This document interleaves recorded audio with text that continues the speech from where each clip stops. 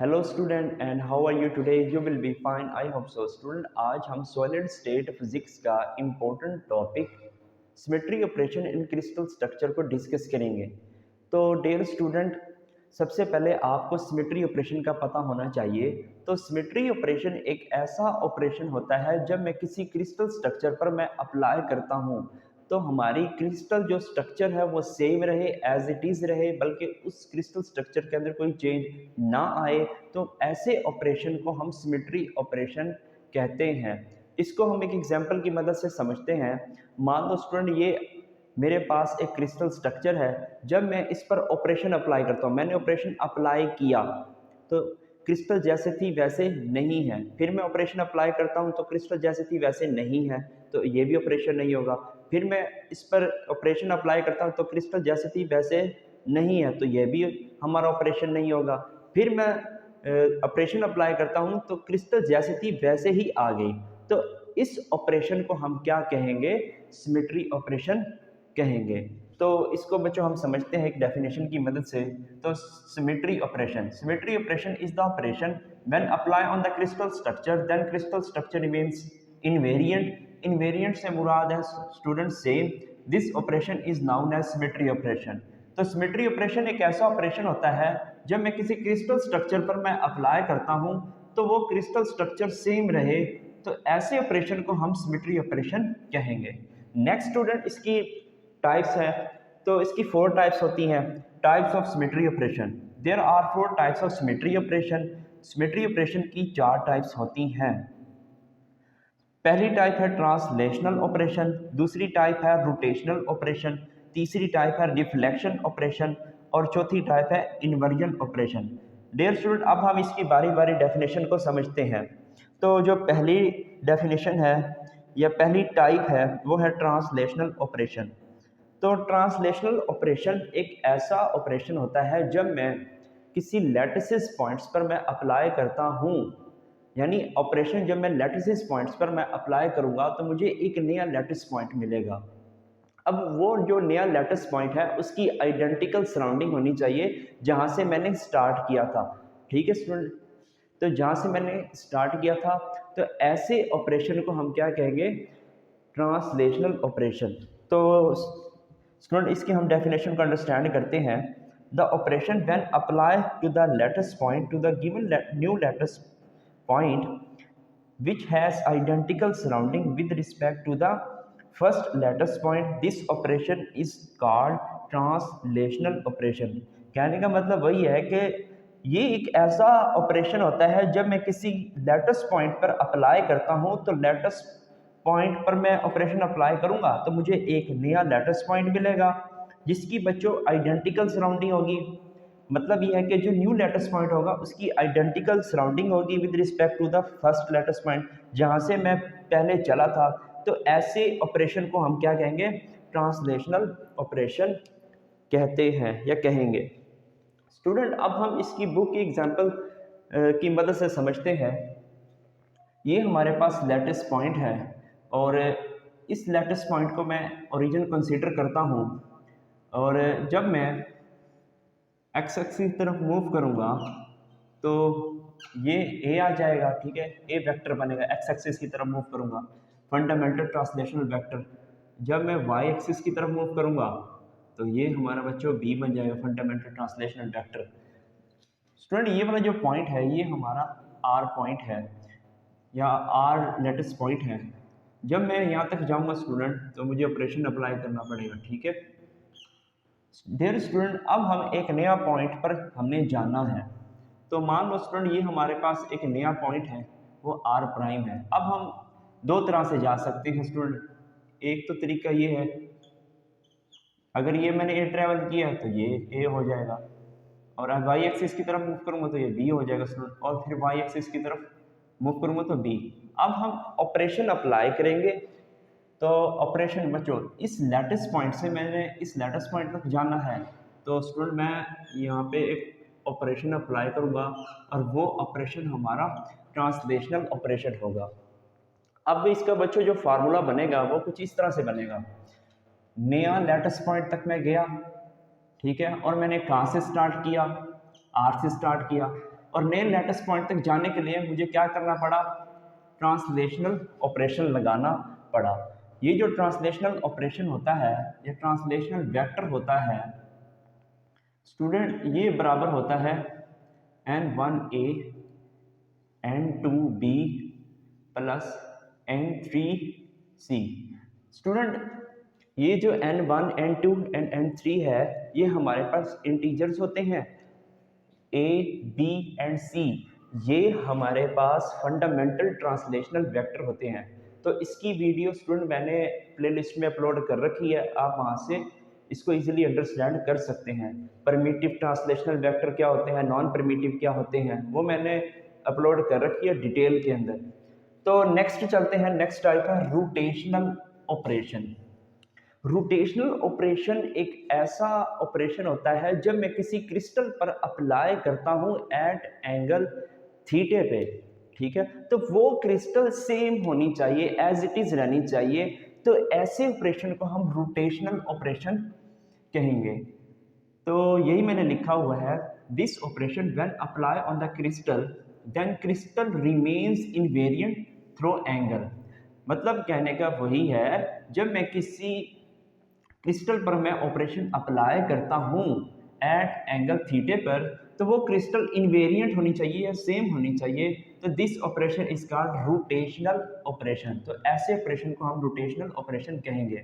Student इसका एक formula दे रखा है बुक के अकॉर्डिंग, तो वो होता है n theta is equal to 360 degree, ठीक है। यहाँ पे जो एन होता है स्टूडेंट, वो होता है मल्टीप्लिकेटिव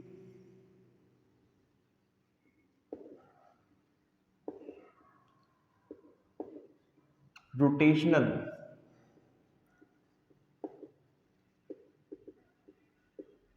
एंगल,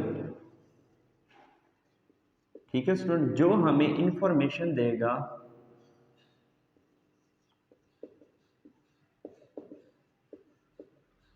अबाउट फोल्ड की, फोल्ड के बारे में हम अब अंडरस्टैंड करते हैं स्टूडेंट। अब हम इसको एक एग्जांपल की मदद से समझते हैं। तो ये हमारे पास स्टूडेंट सर्कल है, उस सर्कल पर मैंने एक पॉइंट P ले लिया है। जब मैं इस सर्कल को रोटेट करवाऊंगा, ठीक है, 360 डिग्री जब मैं इस सर्कल को रोटेट करवाता हूं, तो ये पॉइंट बच्चों घूमकर वापस अपनी पहली जगह पे आ जाएगा।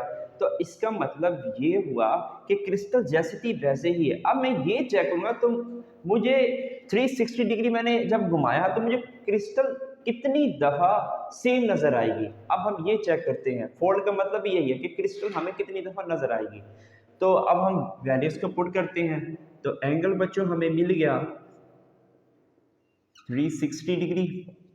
अब 360 डिग्री की वैल्यू बच्चों इस थीटे में पुट करते हैं, तो 360 degree which is equal to 360 degree, तो n 360 डिग्री डिवाइडेड बाय बच्चों क्या आ जाएगा 360 डिग्री।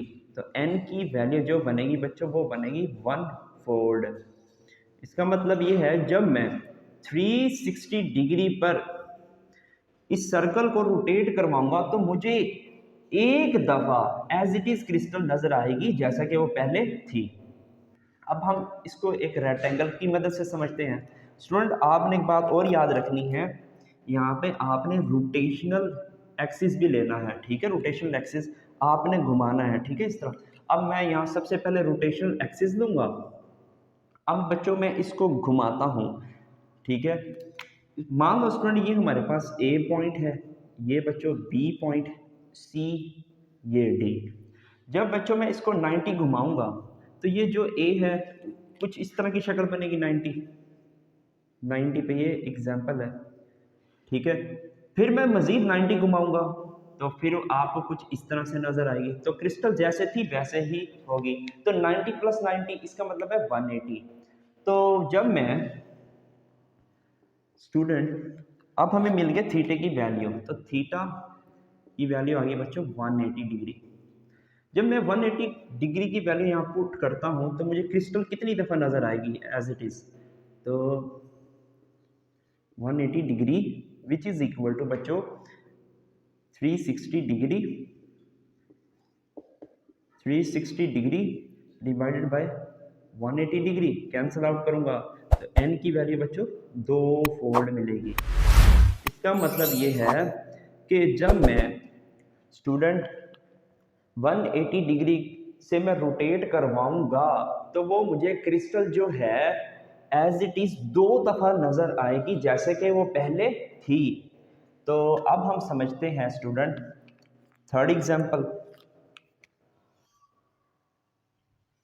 थर्ड एग्जाम्पल ये है बच्चों, जब मैं इसको 120 डिग्री पर रोटेट करवाऊंगा तो क्रिस्टल जैसे थी वैसे नजर आएगी। अब कितनी दफा नजर आएगी वो हम चेक कर लेते हैं। थीटे की वैल्यू यहाँ पे होगी बच्चों 120 डिग्री।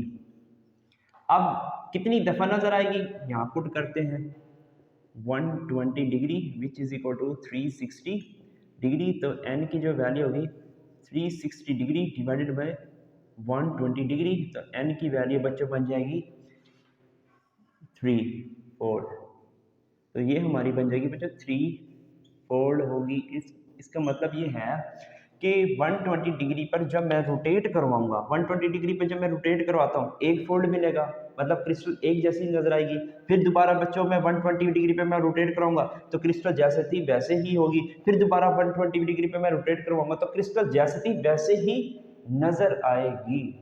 ठीक है, मतलब 120 डिग्री एंगल पर मुझे 3 दफा उसके फोल्ड्स मिलेंगे, जैसे क्रिस्टल थी वैसे ही नजर आएगी। तो अब हम नेक्स्ट चलते हैं स्टूडेंट। ये हमारे पास स्क्वायर होता है। अब मैं स्क्वायर को बेटा रोटेशनल एक्सिस है ये इसका स्क्वायर का रेड रंग का, अब मैं इसको रोटेट करवाता हूं तो इसका जो एंगल होगा स्टूडेंट वो बनेगा 90। ठीक है, 90 डिग्री पे मैं जब इसको रोटेट करवाऊंगा तो क्रिस्टल जैसे थी मुझे वैसे नजर आएगी। अब कितनी दफा मुझे नजर आएगी वो देख लेते हैं हम। तो n 90 डिग्री 360 डिग्री, तो n की वैल्यू क्या होगी 360 डिग्री डिवाइडेड बाय 90 डिग्री। तो n की वैल्यू बच्चे हो जाएगी 4 फोल्ड। मतलब ये है कि जब मैं 90 डिग्री घुमाऊंगा, पहला 90 तो मुझे 1 फोल्ड नजर आएगा क्रिस्टल जैसे थी वैसे ही। फिर 90 डिग्री घुमाऊंगा तो क्रिस्टल जैसे थी फिर वैसे ही हो नजर आएगी। फिर 90 डिग्री घुमाऊंगा तो क्रिस्टल जैसे थी वैसे नजर आएगी। फिर 90 डिग्री घुमाऊंगा तो क्रिस्टल जैसे थी वैसे ही नजर आएगी। मतलब एक रोटेशन कितनी होती है 360 डिग्री होती है ना। एक रोटेशन कंप्लीट कब होती है जब मैं उस क्रिस्टल को 360 डिग्री घुमाऊंगा। आई होप स्टूडेंट आपको बात समझ आ गई होगी। इसका मतलब ये है कि जब मैं 90 डिग्री से मैं घुमाता हूं तो मुझे 4 फोल्ड मिलेगी। ठीक है, एक कंप्लीट रोटेशन 4 फोल्ड देगी। अब ये जो पेंटागन है ये बच्चों एग्जिस्ट नहीं करेगा, इसका प्रूफ हम नेक्स्ट वीडियो के अंदर करेंगे। अब है हेक्सागन, ये हमारा रोटेशनल एक्सिस होता है स्टूडेंट। जब मैं इसको 60 डिग्री से घुमाता हूं तो क्रिस्टल जैसे थी वैसे नजर आएगी। अब मुझे कितनी दफा ये नजर आएगी, मतलब एक कंप्लीट रोटेशन में मुझे ये क्रिस्टल कितनी दफा सेम नजर आएगी वो चेक कर लेते हैं। अब बच्चों एंगल हमें मिल गया, एंगल मिल गया बच्चों, एंगल स्टूडेंट हमें मिल गया 60 डिग्री। तो 60 डिग्री हम वैल्यू यहाँ पुट करते हैं फार्मूले में। तो 60 degree which is equal to 360 degree, और इसको हम बच्चों डिवाइड करेंगे 360 डिग्री डिवाइडेड बाय बच्चों 60। तो n की जो वैल्यू होगी वो हमारे पास आ जाएगी 6 फोल्ड। तो मतलब ये है एक कंप्लीट रोटेशन करने के लिए मुझे वो 6 फोल्ड सिमेट्री देगा। मतलब एक जैसी ये जो डायग्राम है मुझे सेम नजर आएगी, एक जैसी क्रिस्टल मुझे सेम नजर आएगी। डियर स्टूडेंट, अब n की जो वैल्यू है वो आपने याद रखनी है। n की वैल्यू, ये इंपॉर्टेंट एमसीक्यूज है। तो n की वैल्यू क्या क्या हो सकती है, 1 हो सकती है स्टूडेंट, 2 3 4 5 नहीं हो सकती स्टूडेंट, 6 हो सकती है और 7 नहीं हो सकती है। तो 5 और 7 क्यों नहीं हो सकती है, तो स्टूडेंट इसका प्रूफ हम नेक्स्ट वीडियो में देखेंगे। तो n की वैल्यू जो होगी वो नहीं होगी 5 एंड 7। तो आई होप स्टूडेंट यहाँ तक आपको बातें समझ आ गई होंगी। अब नेक्स्ट जो टाइप है वो है reflection operation. Student, reflection operation एक ऐसा ऑपरेशन होता है जब मैं किसी क्रिस्टल पर प्लेन ड्रा करता हूं या एक लाइन ड्रा करता हूं तो वो क्रिस्टल दो हाफ्स के अंदर डिवाइड हो जाएगा, दो इक्वल हाफ्स के अंदर डिवाइडेड हो जाएगा और वो दोनों जो हाफ्स होंगे वो एक दूसरे के मिरर इमेजेस होंगे। मतलब ये है कि एक जैसे होंगे। इसको हम एक प्रैक्टिकल के जरिए से समझते हैं। मान लो स्टूडेंट, ये हमारे पास एक क्रिस्टल है। अब मैंने क्रिस्टल पर प्लेन ड्रॉ की है। अब इसका ये जो एक पार्ट है वो अलहदा हो जाएगा, दूसरा पार्ट अलहदा हो जाएगा, और ये जो दोनों पार्ट हैं तो वो एक दूसरे के मिरर इमेजेस होंगे। तो ऐसे ऑपरेशन को हम रिफ्लेक्शन ऑपरेशन कहेंगे या कहते हैं। A crystal structure is said to be possess reflection symmetry if there exists the line or a plane which divided the crystal into two equal halves which are mirror images of each other is called reflection symmetry या reflection operation। कहने का मतलब वही है कि reflection operation एक ऐसा operation होता है जो एक लाइन या प्लेन पर मुश्तमिल होता है। जब वो लाइन या प्लेन हम किसी क्रिस्टल पर ड्रॉ करते हैं तो वो क्रिस्टल दो इक्वल हाफ में डिवाइड हो जाता है और वो दोनों हाफ एक दूसरे के मिरर इमेजेस होंगे। तो इसको हम एक एग्जांपल की मदद से समझते हैं। तो स्टूडेंट, ये हमारे पास एक सर्कुलर टाइप का क्रिस्टल है। अब मैं यहाँ पे एक प्लेन या लाइन ड्रा करता हूँ। तो मैंने बच्चों ये ड्रा कर दी है प्लेन। तो ये जो दोनों हैं ये एक दूसरे के बच्चों ये दो हिस्सों में डिवाइड हो जाएगा और ये एक दूसरे के बच्चों मिरर इमेजेस होंगे। ठीक है, अब मैं ड्रा करता हूँ। तो मैंने यहाँ पे बच्चों प्लेन ड्रा कर दी। ठीक है, एक प्लेन तो हम ऐसे ड्रा कर सकते हैं, तो ये दोनों एक दूसरे के मिरर इमेजेस होंगे। और दूसरी प्लेन हम ये भी ड्रा कर सकते हैं, तो ये बच्चों एक दूसरे के बच्चों के आगे मिरर इमेजेस होंगे। ठीक है, अब मैं इस पर प्लेन ड्रा करता हूँ। जब मैं यहाँ पे प्लेन ड्रा करूँगा तो ये दोनों एक दूसरे के मिरर इमेजेस होंगे। इसका मतलब है रिफ्लेक्शन सिमेट्री दे रहा है। अब हम स्टूडेंट यहाँ पे भी चेक कर लेते हैं। तो जब मैं इसको बच्चों दरमियान से काटूंगा एक प्लेन की मदद से तो ये दोनों एक दूसरे के मिरर इमेजेस होंगे। अब स्टूडेंट इसको हम चेक कर लेते हैं। अब मैं इसको दरमियान से स्टूडेंट काटता हूँ तो ये भी एक दूसरे के मिरर इमेजेस होंगे। तो ये बच्चों उसकी होगी एग्जाम्पल। अब हम बुक के अकॉर्डिंग एग्जाम्पल करते हैं। तो आपकी बुक के अंदर डिफरेंट एग्जाम्पल दे रखी हैं, तो मैंने कुछ ले रखी हैं इनमें से। सबसे पहले हमने इसका रोटेशनल एक्सिस ड्रा करना है। डियर स्टूडेंट, ये जो कट नज़र आ रहा है इसको मैं एक नाम देता हूँ, बड़े कट को समझाने के लिए है। ए का नाम दे दिया मैंने। अब मैं इस कट को बच्चों रोटेट करवाता हूँ। जब मैं इसको रोटेट करवाऊंगा तो क्रिस्टल जैसे थी वैसे ही रहेगी। मतलब तो वो कौन सा एंगल बनेगा? वो 360 डिग्री एंगल बनेगा। देखो, जब मैंने इसको कंप्लीट घुमाया 360, क्रिस्टल जैसे थी वैसे रहेगी। अब हम फोल्ड चेक करेंगे। जब मैं 360 डिग्री की वैल्यू यहाँ थीटे में पुट करूंगा तो फोल्ड कितना बनेगा? 1 फोल्ड बनेगा। तो यहाँ पे आ जाएगा बच्चों 1। ठीक है, अब हम इसके मिरर इमेजेस देखते हैं।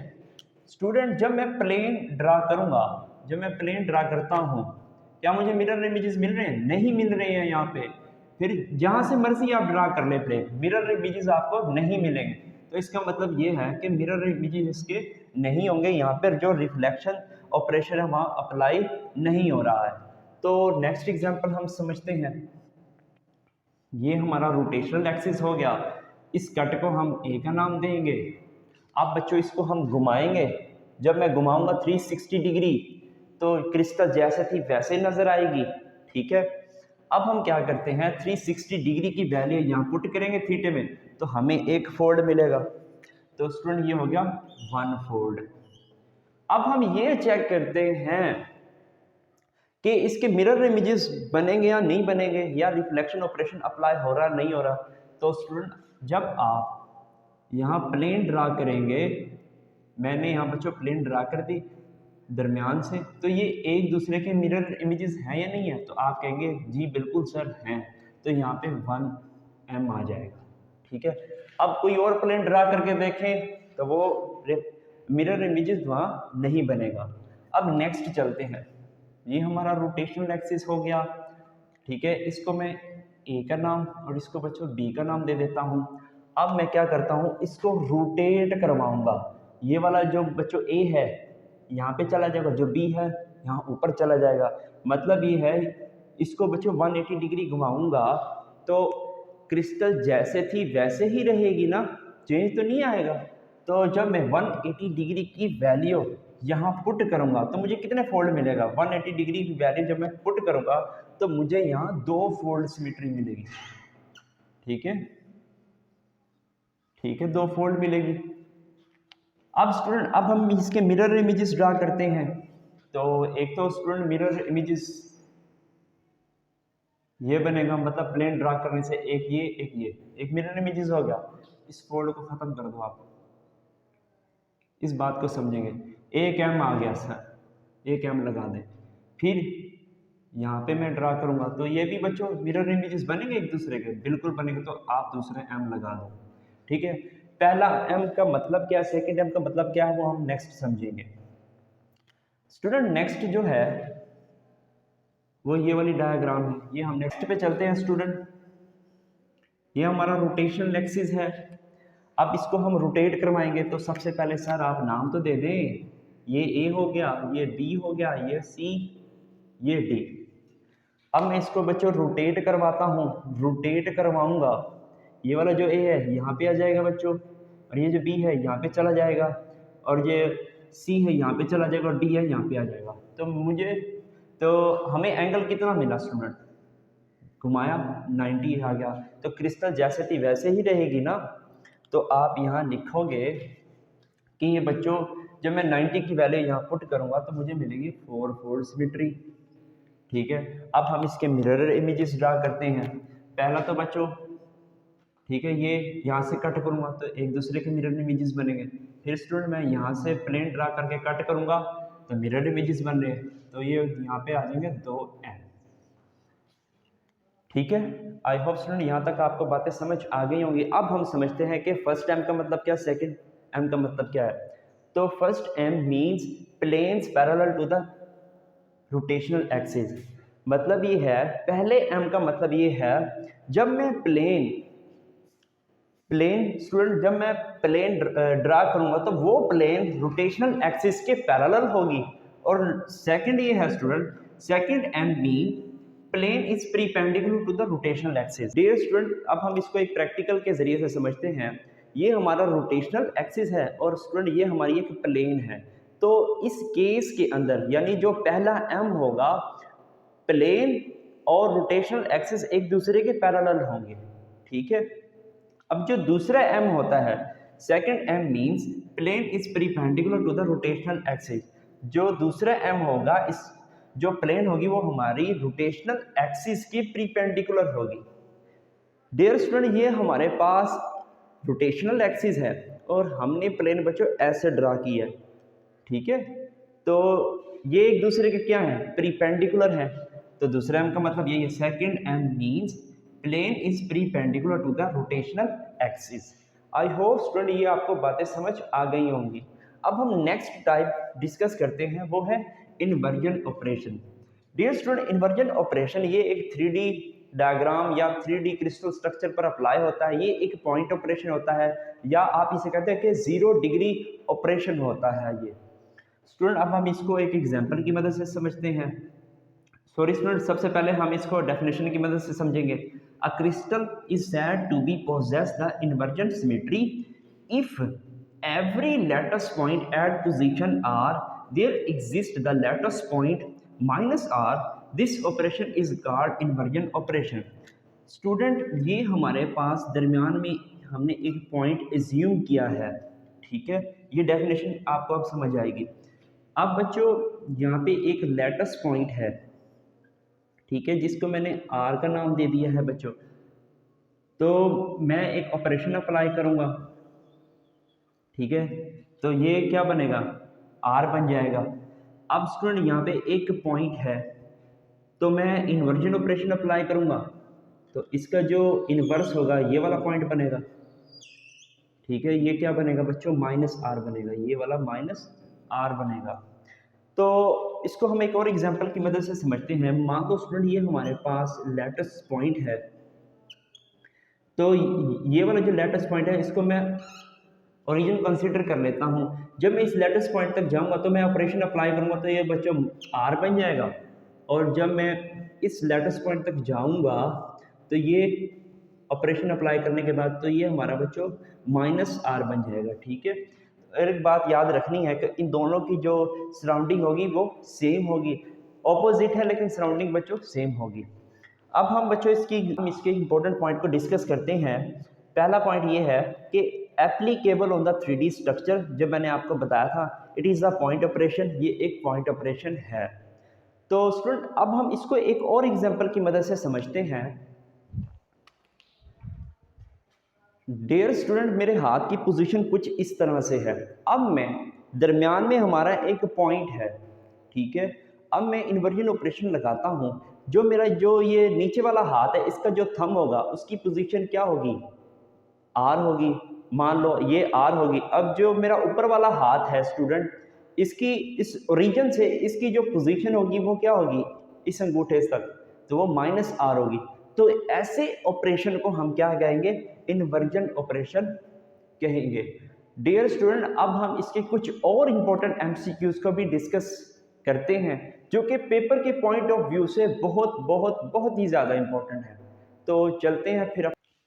डियर स्टूडेंट, अब हम इम्पोर्टेंट एमसीक्यूज को डिस्कस करते हैं। सबसे पहले जो फेसेस होंगी, फेसेस पर हम 3 एक्सिस ड्रा कर सकते हैं और वहाँ पर 4 फोल्ड सिमेट्री होगी।